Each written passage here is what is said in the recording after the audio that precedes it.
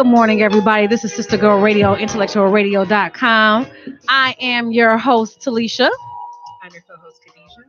And this is Women's Winning Month. We're kicking it off with African American women that are doing their thing, and I say thing, in the community. So I have two beautiful guests right now in the building with me right now, and I'm going to take it over to Tarika. Go ahead, Tarika, introduce yourself and tell a little bit about yourself, please. Hi, my name is Tarika Mitchell. I own Tarika Mitchell's Cleaning Company. We are a commercial and residential cleaning company. Good morning, everybody. And Natasha, go ahead and introduce yourself and tell them a little about yourself, please. Yes, my name is Natasha Davis. I reside in Columbia, Missouri, and I also have an online boutique, Plus Appeal Boutique, and also an online cosmetic company called Plus Appeal Cosmetics Collection. See, y'all, Sister Girl Radio doing big things. They traveling from different states to be on my show. You know, we doing big things here. So, ladies, I just have a couple of questions. First up, let's toast to wealth and health with these mimosas. Yes. Thank you, Khadijah, for pouring. Yes. Let's go ahead. All right, let's get started. So, Tarika, I want to ask you, let's shoot it over to you first. Let's ask you a couple questions. What made you start your own business? I'm not really one to work for other people. So I saw a need. I was working at a company who had a cleaning company that came in, and they were doing a horrible job. So I went and spoke to the president of the company to see if this was something I could take over, get into. And he said, I can't pay you unless you own your own company and have a company that we can bill to. So I started the process and did the research, and Tarika Mitchell's company was born. Now, when you say a horrible job, what did you notice in the facility that it wasn't clean to your satisfaction? Or it was not clean. It was, they came in and they swapped out the garbage bags, and that was about it. So they didn't fume, they didn't wipe down anything. It was just not a good job and not up to standard, in my opinion. Well, just so everybody knows, me and Tarika work together.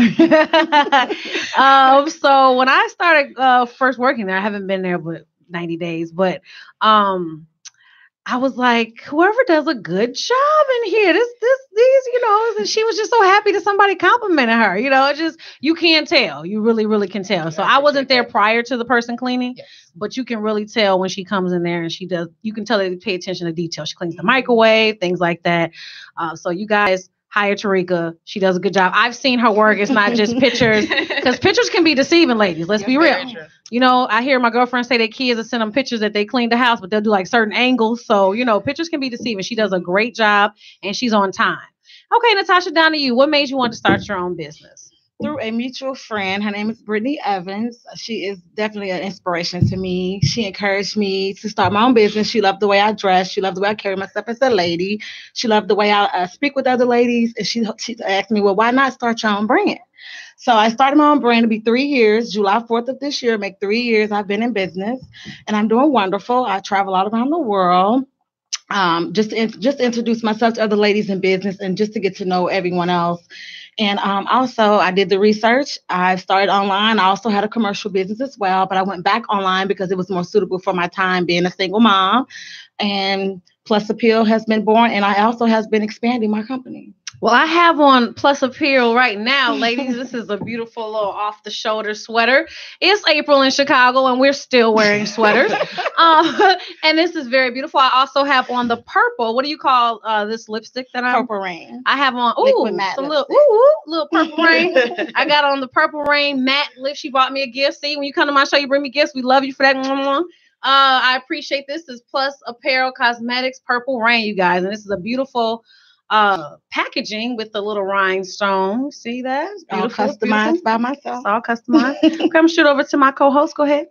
Well, I just want to commend you ladies for starting your own businesses as African-American women, as women, period. I think that it's incredibly hard in this world, being that it's a man's world, so-called. Mm-hmm. So I just want to kind of ask you guys the question, what gave you the initiative to just really just do this? Like, was there any fear involved? Did you feel like, was there any hesitation? How long did it take you, like from the planning process to getting it started? What was that all about? Well, for me, I was terrified. Mm-hmm. You get used to working a 9 to 5 and having that consistent paycheck. Mm-hmm. So when you branch out on your own and you have to start bringing in business, and your income is based on the hard work that you put in. Mm-hmm. So that's very difficult. I have 2 children. So being a mom, working a full-time job and starting my business, it was difficult. It took about 6 months for me to get everything off the ground. So with licensing, insurance, and all of that. But once it got started, everything really started to fall into place, and the hard work is finally starting to pay off. So. The marketing and branding, and just to grab what she said, grabs your customer's attention. You have to find your niche in your business and stick to it and just be really dedicated with it. But like I said, it's not easy, and as being, Black entrepreneurs and being women in general it's not easy at all. But we have to continue to step out and work with one another in unity. It's everything. Sure. I can imagine that. I think that I've met a lot of people, myself included, just to switch jobs, just to leave a job that you have steady income, but maybe you hate your job. Maybe that's just not the job for you. Maybe you wake up every morning and you are just not content with what you're doing, and you know that you can do so much more. I ran into a young lady. She was actually an Uber driver. Got in her car the other night, and we were talking, and she was saying that she was a single mom, had been through these bad relationships. And she had been contemplating she was actually pregnant at that point in time, but she was a truck driver. And she wanted to own her own business, wanted to start her own, I forget how she put it. So it wasn't a truck driving business, but it's the people that kind of dispatch, own the trucks. And there's so many layers to it. And she had been thinking about this for the last 2 years. And she was so disappointed in herself that she gotten pregnant with another child. I think this was her third child. And she was just beating herself up. And she was still in the contemplation stage, which I feel like that's where a lot of people stay. To get from contemplation to actually going into really doing it and starting it, I feel like a lot of people, myself included, there's a lot of deep-rooted fear in doing that, because what about money? What about how am I going to feed my kids? That type of thing. And I had to talk to this young woman. I said, listen, if every single day you are not doing what you love, you are going to regret it later on if you don't ever 100%. Step out, and I can give you words of encouragement, but I don't know how to tell you to start. So can you ladies speak to that? For me, starting was, I see my kids getting older, and I want them to have everything they need for their future. So having that college fund put aside, having their own home to grow up in, and just being secure financially, because working a 9-to-5, in my opinion, you cannot be fully secure as you want to be doing that. So I had to take that leap of faith. I had to say, okay, I'm a strong woman. I know I can do this. I've been raising them by myself this entire time. I know I can get out there and start this business. So it was really just pushing myself that extra step to get out there. That's amazing. Definitely have to step out on faith, because like you said, being a single mom is not easy. We're super moms. We have to deal with this on a daily basis, but that's not something we get to us, and we don't get stressed about it. We think about their future, and their future is what makes us be the woman we are. Because without our kids and their strength and their feelings, I don't know where I'll be doing, because my kids is the reason why I'm pushing forward. Regardless of all the negativity, I embrace it. I think about my kids, I put on my cape, and I go, wow. I'm here. You are here, woman, here you roar. That's awesome, ladies. Okay, you guys are going to take a really quick break right here while I read an advertisement. Got to pay bills for Sister Girl Radio myself. So real quick advertisement. For the hottest hairstyles and custom designs, contact Mimi at 630-202-8771. She is located in Bolingbrook. Sewing specials every Monday and Tuesday for $80. She cares about keeping the hair healthy under the weaves. Contact her today. Thank you so much, Mimi, for your sponsorship for Sister Girl Radio. Okay, keep it going. So I have a question. I talk about this a lot amongst us African-American women. When I started talking about fear, even though the past couple of years, I haven't made the money that I want to make. It's the most freeing building my own brand and modeling and doing everything that I had fear to do. And I had the exact fear that Khadijah talks about. Is it going to pay? Am I going to make? But you know what? My father always told me, you got to pay your dues. Everybody don't start off. Diddy started off being Harrell's coffee man, or Oprah was standing in the rain interviewing people. I can't expect to be, unless it's handed to you from a generation. Normally, every millionaire that we've known has started from the bottom up. Yes. One, you're not going to ever be rich for one source of income. Every millionaire will tell you that. But as an African-American woman, what struggles do you see when you try to reach out to other people? Because when I inbox people and try to ask them questions, it's like the white people are they'll run and they'll help me and they'll give me the information and want to even donate. But when I reach out to other sisters, it's like that crab mentality. So what personal experience have you had with that crab mentality? I know you both have experienced it. I look at it as some women are intimidated. They're intimidated to give the next woman their props when props are due. They're intimidated because they see someone that's already established, and they're looking like, well, how are you going to compare to this, to this person? How are you going to compare to that person? You don't compare yourself to anyone. You do what you do. You build your brand, you market, and you have to reach out to different audiences. Me, I don't focus on just the African American. I focus on everyone. I'm trying to branch out internationally. So it's just like you said, that fear, and some people, I have to look at it as intimidation. But at the same time, you have to overcome that, and you just have to continue to market and brand yourself and reach out to your audiences. So do you have a personal experience when you reached out to an African American woman and she kind of gave you that feeling, that cold stove feeling? What was that experience like? Yes, I actually reached out to a young lady, and I asked her about her brand. She also have a cosmetic brand as well, and we talked. And I also wanted to do business with her. I wanted her to actually do my production.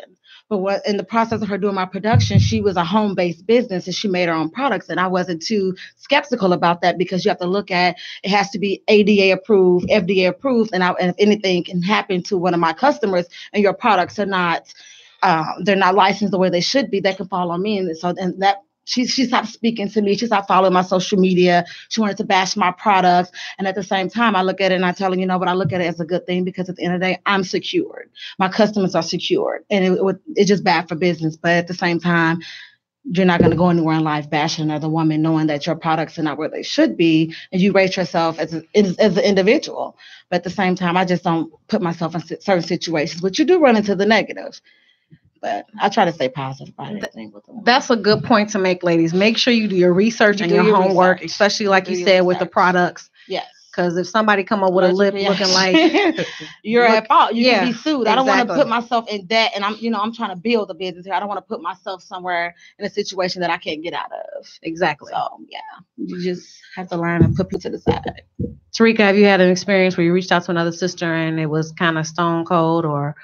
I have. I think there is a stereotype in our community that Black businesses are not professional and that we are not up to par with other businesses. And I think sometimes we tear each other down and we don't support one another. So I've had experiences where I've reached out to get contracts with places, and, I get the 50 million questions. Well, do you have insurance? What have you done before? How can I trust that you're going to do this? Or you don't have anybody that will steal from my company or anything like that. So it's very discouraging when I see that our own people do not lift us up and support us so that we can grow our wealth in our communities.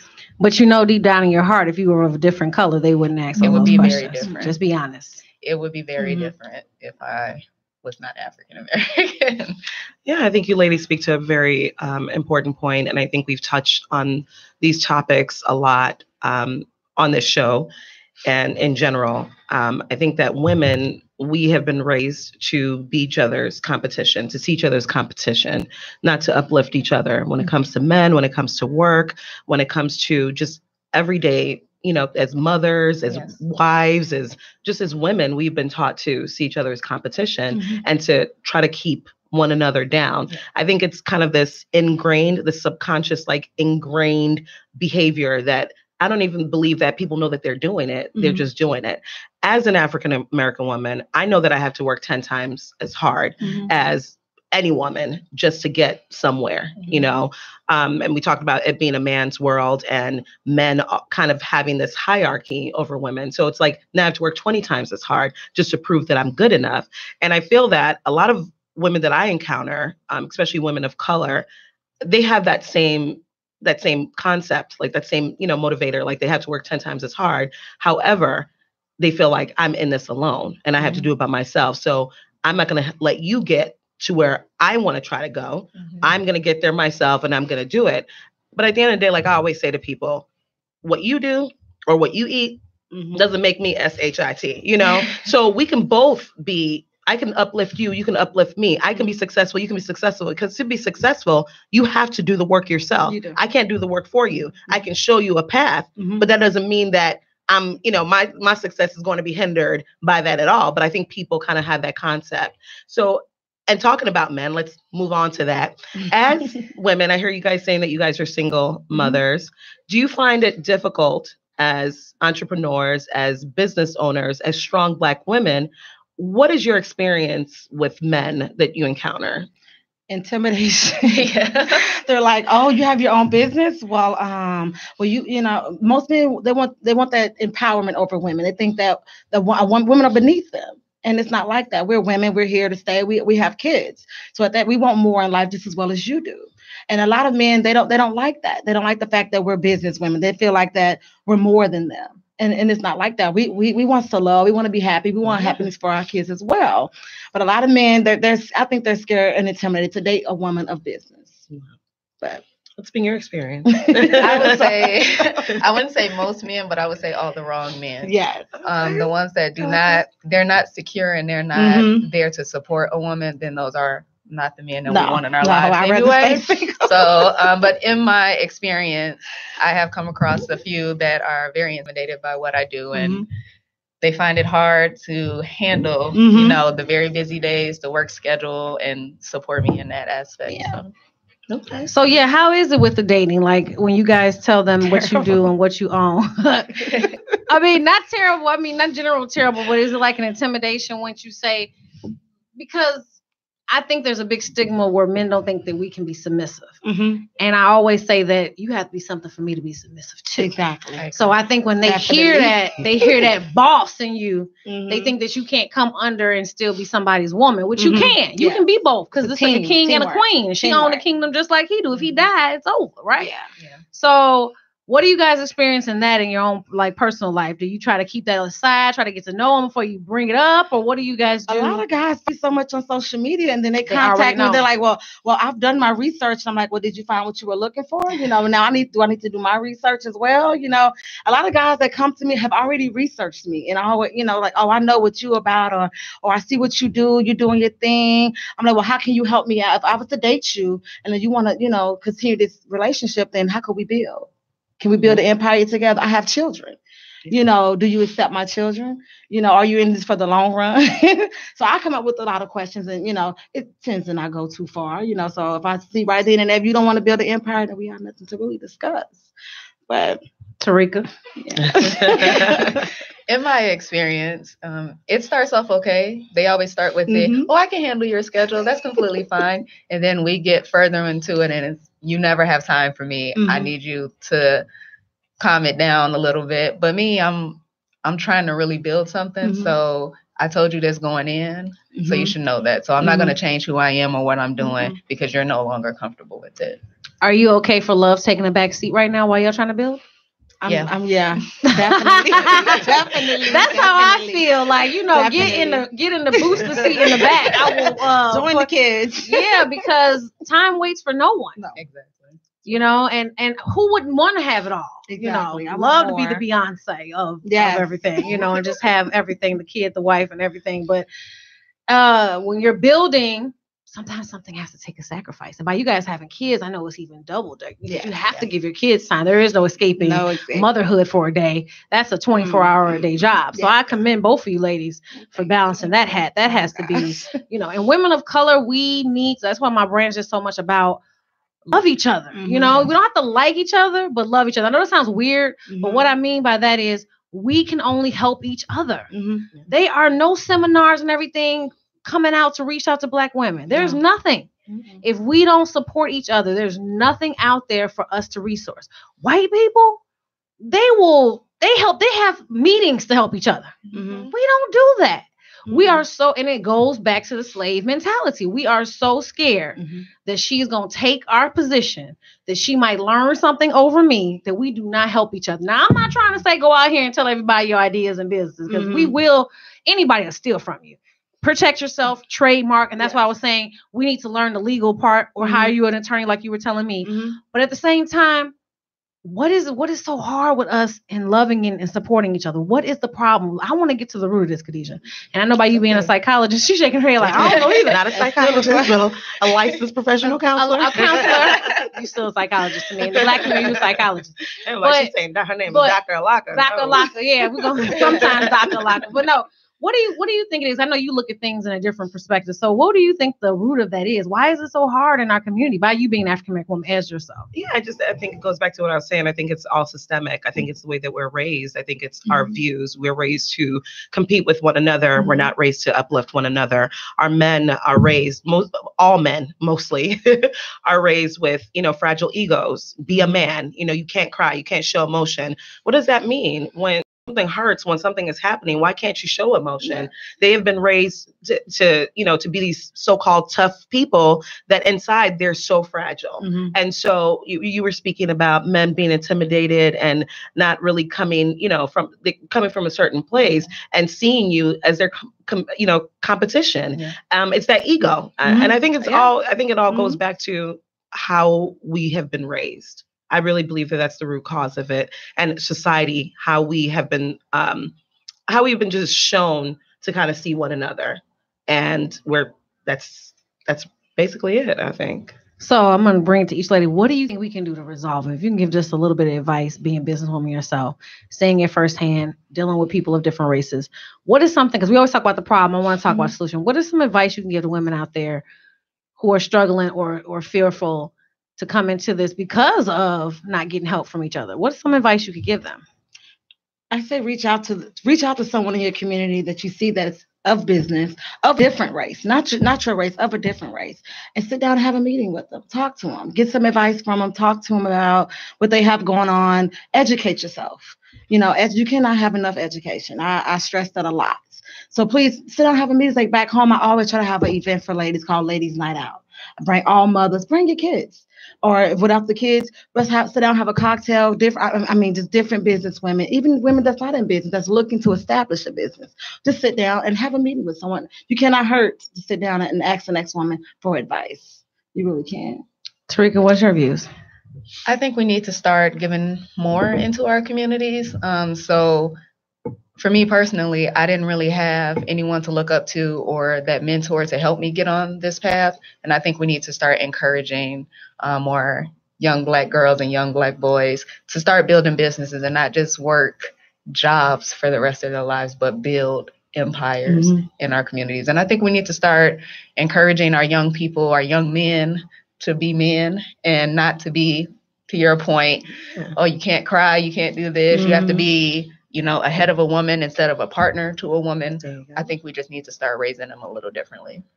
That's excellent, ladies. I think you both are right. I think that having these conversations, if you are, you guys are entrepreneurs, giving back, mentoring someone that you see, maybe a young woman, a young man that you see is wanting to go into the direction of business, having that, being open to that, to have someone reach out to you and say, hey, I would really love to sit down with you, and being open to giving back. I think that that's one of the ways that we can kind of stop the cycle of just, this competition and not helping one another out. I don't think it shouldn't have anything to do with our race, right? Or the way our ethnicity, that type of thing. But it does. And that's a sad part. But there are African American, women and men out here that are doing amazing things, that are giving back, that are mentoring. I think we just need more of it in our community, right? Definitely. Yeah. Okay, I have one more sponsor before we keep going. Sure. When you listen to the radio, it's a commercial. Y'all will be all right. So this is from Toya's Credit Deleting Services. Take advantage. This is a great time of year to delete it. Collections, inquiries, liens, student loans, bankruptcy, and late payment. Doesn't matter if you owe debt. She has access to services that may help you removing the negative information off your credit report. Or if you're looking for a way to become credit worthy or financially stable, her company is looking for coachable and goal-oriented individuals. If you would like to make additional money, $500 to $1,000 per week, full-time or part-timing, depending on your availability. Take your life back with the power of credit. Contact Toya Pink at 708-262-1464. Thank you, Toya Pink. All right, ladies. So I have more questions, of course. So, Natasha, talk a little bit more about your clothes. You are for the plus size woman. Hey, about me being full figured myself. Talk a little bit about your clothes and how you like to come to women and make them feel good about themselves being plus size. So talk a little more about your product for me. My slogan is beauty is within the curves. And the curvy women in the fashion industry has been looked down. I mean, we have not been in the spotlight for years, and we're trying to bring our sexy back. We're moms, we're women, we embrace our curves. So my company is built on plus size women. I do wholesale, and I also have a fashion line as well. And I'm based I work with all races, size. I mean, it doesn't matter what plus size figure you are. Plus size start at a size 8. But a lot of people don't understand that because you don't educate yourself on plus size clothing. And that's bull. Yeah, it is, but it's the truth. Because if you're an 8, you're tiny to me. That's crazy. I'm in the fashion industry, so I know, modeling, yes, an 8. And to me, that's thin. Like, it is. Like a pencil is an 8. Like, really? You're an 8? Like, come on, Tarika. I'm an 8, so I feel personally attacked. I'm so sorry. But then in the industry, you would be considered plus size? Are you kidding me? Yeah, she's considered plus size. That you is go to New York crazy. City, if you went to New York City, you would be considered plus size. Yeah. Do you consider yourself plus size? Absolutely not. I wouldn't consider her plus size. I say 12 and up. Clearly. Ideally, that's what we think, but no. I say 12 and up is plus size. What do you say, Khadijah? I agree. I think 12. 14. Yeah. 12 is, I think, like 10, 12 is kind of like your average woman. And then I think that 14 and up for me is plus size. Okay. So, Tarika. Yes. Having employees, talk about that, being a boss, and what are the struggles that you have? Do you think people don't listen to you as well because of your skin color? Be honest. You like to talk about race. So, do you think that... Black Panther, I do call her Black Panther at work. Yes, ma'am. We do wear our tam. So, do you think that because if you were of a different color, your approach to certain things would be different? I do think there is a little bit of an issue. I have an issue with punctuality. And so I like to be on time at sites. I like to finish them because I have multiple things going on each day. So I do have an issue with employees that show up hour late and it's just, oh, I'm sorry, but I'm here now, so I'm going to do my job. And I feel like if this was a different job, like your regular job that you punch in, punch out every single day, you would not feel that way about it. So there is an issue with that. And I mean, once they start working, they work hard, but I want the entire package. I need you to be on time. I need you to work hard because you're representing my name in this company. But be honest, one of our stigmas is African-American people. Yes. Is we late. Time, I know. So, because I can't stand it either. So be honest, you put that extra oomph on it because by being an African-American woman showing up, that these people are going to look for that exactly thing. 100%. She's supposed to be here at 10. It's 10:30. Exactly. That's the first thing they're going to look for. I don't care what nobody say. We can argue about it. Call in 708-223-8953. That is because when I hire us, I'm looking. No offense, but it's facts. Let's talk facts on the show. We girls talking, right? Let's talk facts. This sister right here at the end, 9. She's supposed to be here at 10, 9:30. I'm here.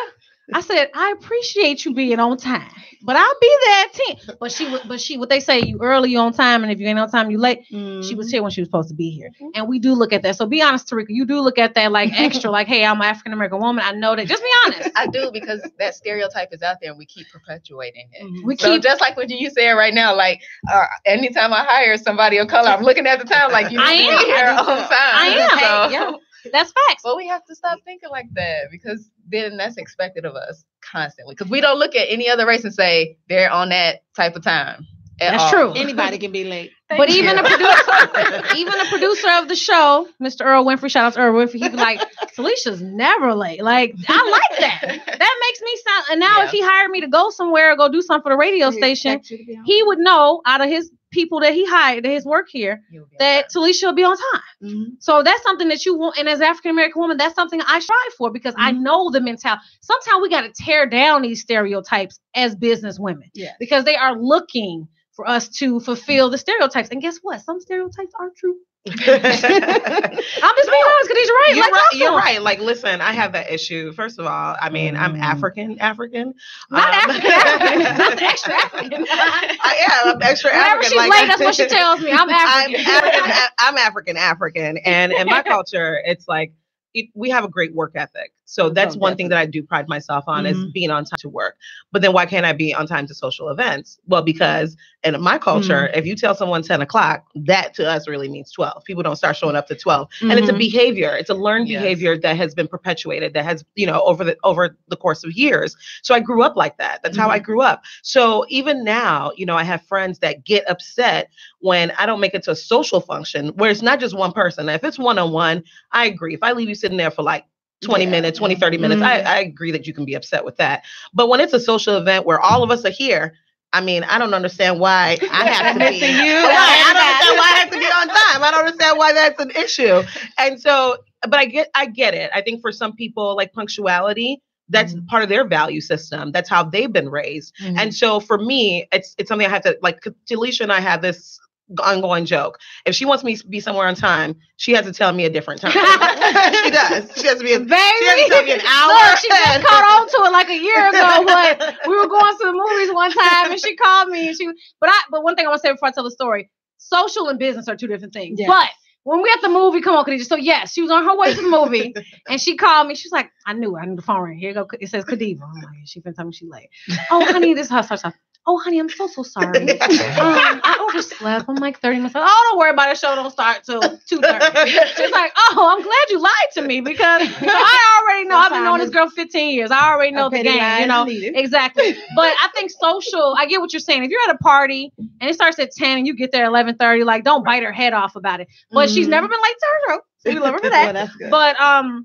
But yeah, work. Social and business are two different things. Sure. If I'm hiring Tarika to come clean my house between 10 and 12, I got a date at 1 o'clock. I'm trying to get hot and fresh. I actually can't show up at 11:30 when my house takes 2 hours to clean. With you, if you're styling me for something and I got a photo shoot and we're paying $129 an hour for this photo shoot and you're supposed to be there at 1 o'clock, I can't have you show up at 2:30. My makeup has to be done. Right. So there's certain factors that I agree. If you're a little bit late, it's okay. But when it comes to business, we have to do better, you guys. Oh, we have to. And Tarika, how do you handle that? So you said that you had a staff member show up. They'll show up like an hour late and they'll be like, well, I'm here now. Do they call ahead of time to give you a warning that they're coming late? How do you handle that as a supervisor? Yes. Well, he texted me that he was going to be late. Oh, no. But he told me he was going to be 5 minutes late. He was 45 minutes late. But to that point, he has one more time, in my opinion. I've told him this. I don't know other business owner policies, but mine, I'm on a strict schedule. So you have one more time. I need to see that you're serious about this. If you're not, then I have to let you go and move on to the next employee. Okay. So you have a policy in place and you communicate that with how do they, okay. So he's a man. This is great. Because this is going to get into my next question. But he was a teenager. I have to point out he was a teenager. Oh, he's 19. a teenager. Okay, but he's still a man. Well, he's still a man. You should know better. Right. But I want to know how he reacts to you as a woman supervisor, as a woman boss. Like, do you feel like there's any type of, when you communicate with him, do you notice anything or? He was apologetic and he seemed genuine about it, but I still feel like there's that, she's a woman, I can kind of get away with doing what I want to do. So to my face, he seemed like he was respectful, but I don't know how he was when he left, because then it could have just been, oh, well, I went to work. I'll see her next time. She'll call me to come back. So I don't know. I'm a little on the fence about that one. Okay. What about you? Do you have employees, Natasha? Why are you looking at me like that? I do. I have a model brand ambassador. She models for my cosmetic line. And how is working with her? Amazing. She's amazing. She's a mother of 4. She's a wife. So she's a super mom as well, but she's amazing. And I wish she could have been here today, but of course, being a mom, some things just can't be, but I don't have any issues with working with her. But when I host fashion events, it's me. I mean, I do ask people to, volunteer, but they're never on time. You just can't put your trust in some people. And it's hard being in business because you have to put your trust in other people. And they're, like she said, they're representing your brand and they don't take your brand serious like we do. But I can say working with her as my model brand ambassador, no issues at all. So how do you address that when you're volunteering? I get that you're volunteering for. It's an argument. Is it really? Yes. They argue with you, the business owner? It's definitely an argument. Even with like photographers, they're late. That's not okay. I'm like, but you're paid. But honestly, you're a volunteer, then you can excuse yourself. But I'm paying you. We're not gonna have this argument. I can dock your pay. Actually, I do contracts. Whenever I'm doing business, I do everything on paper. Okay. Because you don't have to come, but you're gonna see me at the end of the day because we have this contract. Sure. So yeah, it's not easy at all. And I get it that you might be a volunteer. I get it that you're volunteering your time to do because your business is totally different. Mm-hmm. However, if you have 8 volunteers set up to walk in the show and someone is late or someone doesn't show up, that messes you up. It throws At the end of the day, it throws the whole show off. So I don't understand. I get that you're volunteering your time, but you're still committing. You've committed to doing something for someone. And I'm expecting you to be there. Exactly. I feel like there's this mindset like, well, you're not paying me, so I can do whatever I want to do. It doesn't work that way. That's not okay. Mm-hmm. Wow. So you've actually gotten into like arguments with people. All the time. So that's why this year I have not hosted a fashion event because it's me hosting 100 and some people. I cannot do that. I cannot be the DJ. I cannot be the photographer. I cannot be the assistant. I cannot be the designer. Sure. It's just too much. It's too much. So maybe, have you thought about maybe having understudies for your volunteers? I have thought about it. And that's horrible. Yes, it is. It is. But I've looked into working with, I'm actually looking into working with some of the college students that's in the fashion industry that's coming up and that's wanting to get credits for things of that nature as well. So that's one thing I have been looking into. That's excellent. Because I feel like they'll maybe take it a little bit more seriously than someone. Oh, definitely. Definitely. Okay. I have a question. Why y'all babysitting y'all mimosas? I'm a light drinker. You have mostly orange juice in there. Tarika ain't took one sip. I took 2. No, you take another one. This is girl chat. Me and Khadijah almost done. Well, you said mainly OJ. I'm gonna go. We're trying to answer the question. You've had breaks when other people talking. Is it okay? Is it okay? It's fine. Yeah, it's good. No, you walk out of here. It will be gone. No, but ladies, I love when I went to the Black Women Expo this past weekend and I met some great people. I got to meet Tammy Roman. Love Tammy Roman. Shout out to Tammy Roman. It just felt so good to be in a room full of Black women. Nobody was arguing, nobody was fighting. It was these women, and they had the big companies there like Luxury Silk. We all grew up on Luxury Silk. But they had the small companies and these women that have put everything on the line to pursue their dream. That feeling in that room was just amazing. It was just nothing but Black, beautiful women and just doing their thing. And it just felt like a camaraderie that we need to have on a daily basis with each other. Now, you can't help everybody.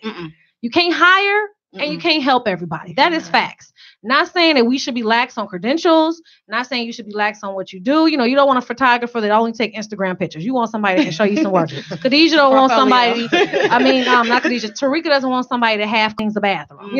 So I'm not trying to say be lax on their credentials, but let's pull each other up by the bootstraps. Sure. Let's help each other. And I agree with Tarika's policy. Next time, he's done. Because not only is that pushing her back, it looks bad on her company. And by her being small, right now, we don't have Walgreens, like names that people are just going to automatically cling to. Right. When you hear about her company, she has to build her brand. It's not like a bigger company. When she gets there, you're going to get there. We're going to confess that.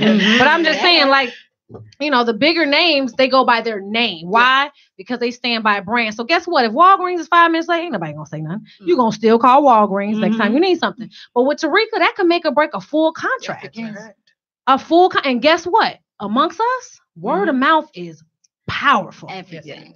And so, because I'll go blast somebody on Yelp and social media in a minute. Yes, she will. I will blast you on social media, and unless you compensate me properly, because we all make mistakes. So if you compensate me properly, I won't blast you. But if you don't, I will blast you. So I try to give my sisters and brothers a chance, but you do have to work harder, and that's just facts. And like you say, it's a man's world. It's a white man's world. Let's just facts. I talk facts on the show. So you're going to have to work harder. And Tarika, you're building a legacy for your kids. You're building a legacy for your kids. We don't have children yet, but we're trying to build something for our children that we may have one day. And we just have to build each other up. That's just something I want us to work on. So what else do you have to say, Khadijah? Yes. So I want to kind of move into the segment of super moms. I am in awe of both of you ladies because I don't have any children, right? I feel like when I was in my 20s, my godkids, I was able to juggle. I had so much energy. I don't have any energy. When I get home from work, I'm done. That's it. I work at 9 to 5. I am done. I am physically drained. I have a puppy, and my poor puppy, he's just so rambunctious and just a jerk because he wants all this attention that I can't give to him. I don't go to the park and throw the ball with him because I don't have the energy. So my thing to you guys is there's a lot of moms out here, moms that are struggling, with working 9 to 5, coming home and taking care of the kids. So I want to kind of talk about your kids and your schedule. Like, how old are your kids and how do you juggle being this amazing businesswoman? And you both are so well put together. You guys are beautiful. Honey, I'm telling you, I'd have I don't know how they do it. I'd have oatmeal on my face. My house wouldn't be clean. By me being in my 30s, I don't know if I'm even going to have kids because I'm tired. And I don't have nobody to come home and unpack book bags and make lunches and make beds. And Tarika be like, I do this and that all before she come to work. I'm like, you did? I can't do that. She's like, I did this, that, got this ready, got this. What? Yeah. And this is before she works an 8-hour shift. I don't know how you do it. And there's a lot of moms out there that are struggling and really could be benefit from both of you ladies. Yeah. So could you please kind of talk about your kids, how old they are, what your schedules look like? And don't just say prayer. Yeah. She said prayer. I said coffee. Well, a typical day for me, I work overnight. So that's even harder. I usually sleep 3 to 4 hours a day. I work 12-hour shifts. I get off in the morning. My little guy he doesn't work. I have a 4-year-old. And he goes to preschool half a day, 12:30 every day, Monday through Friday. So I sleep from 8 to 11:45. Grandma gets him ready for me some days mom does it. And that's all the rest I get for that day is those 3.5 hours. So I sleep 3 to 4 hours a day unless I'm not working. And then by the time they get out of school, I have to have dinner ready. I'm cleaning, I'm doing laundry, any errands. I do conference calls. I'm doing my online business. I'm working all day long, and I try to nap whenever I can. They're home, like I said, dinner, school, and it's all over again. I probably sleep 20 hours a week. It's not easy. How are you here? I'm here. And he's at the hotel. I'm here, and I also have a 13-year-old. So you have sports. Yes. You have camps, and all this, being a single mom. Like I said, my mom and my sister that helps me out are amazing. So you have some support. Yes, okay. Amazing. My sister came with me with her kids. She sacrificed being here with me for the weekend. So we're 6 hours away from home in a storm. Wow. But we're here. I'm happy. I'm blessed. I don't complain about my schedule. This is me. This is what it is. This is what I live for. My kids travel with me every time. That is amazing. It's teamwork. That's right. Teamwork. Make the dream work. Yeah. That is amazing. And what about you? I see her every day, so I already know. My normal day. Typically, we're up about 6 in the morning. I get them ready for school, drop them off. I have an 11 and a 12-year-old. So while they're at school, I'm at work. After they go to daycare for a couple hours, and then I have sometimes cleaning jobs during the week that I go to after my regular full-time job, and then take them home. It's dinner. My son has basketball. My daughter has band. That's pretty much every single day. And then on the weekends, I work cleaning jobs. So I work about 7 days a week. I sleep a few hours. Coffee is my best friend. Yes. She sees me with my Dunkin' every morning. Every day. That is my life right there. So, it's just when you're passionate about something and you just have that goal, that lack of sleep sometimes just doesn't factor in. I have those days when I crash, don't get me wrong, because going at this full momentum all the time, I can't handle it. But sometimes I'm out for just a day of just sleeping and trying to catch up and recoup some. Well, my brother-in-law in my head, Jay-Z said, you'll sleep when you're dead. Yes. But your little 3 hours is unhealthy. It's very so I'm going to unhealthy. need you to figure out how to get at least 5 to 6. Like, I don't want you to be in the ER somewhere. I work in there, so I know. Yeah. I don't want you to have to have one of them beds or whatever in there. Yeah. So, ladies, I want to thank both of you for coming. You coming all the way in a storm. No problem. And Tarika, you coming. I'll harass you at work when we get back to work. Of course, I'm a pain in her side. But I want to thank you both. You're both beautiful. I'm proud of you guys. I wish you nothing but success. Tarika, I'm going to hire you, of course. I'm going to buy some of your clothes. But before we get out of here, I want you to go ahead and plug your social media where people can reach you and everything, Natasha, so they can contact you for your Definitely follow me on Facebook at Plus Appeal Cosmetics Collection and also Plus Appeal Fashion Boutique. My Instagram is +_appeal15. And Tarika, go ahead and plug yourself and what number and email you want to give out. Tarika Mitchell Cleaning at Outlook. You can call me at 630-201-4509. Khadijah, got any statements before we go out? Yeah, I just think that, I'm just really inspired, like, by you ladies being here today. Seriously. I think that you're inspiring to a lot of women out there. And I hope that a lot of people that are watching that, fear is something that if you let it get a hold of you, right? It takes root. They say it takes root deep inside of you, and it just grows and grows and grows. And you'll never know, even if you fail, you need to take a leap of faith for the life that you want. And it seems like you ladies kind of have that down pat, where you're just like, you look at your kids and you want better for them, and you want to be able to give them better. You want to be able to better, and they motivate you to, to do what you guys are doing.